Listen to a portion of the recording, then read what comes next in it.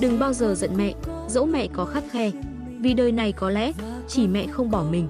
Một đoạn trích mình cực kỳ tâm đắc trong cuốn sách Lén nhặt chuyện đời, tác giả Mộc Trầm có viết: ngày còn nhỏ, con hỏi mẹ một câu đến cả 100 lần, mẹ kiên nhẫn trả lời con hết 100 lần. Lớn lên rồi, một câu hỏi của mẹ, con chẳng muốn trả lời.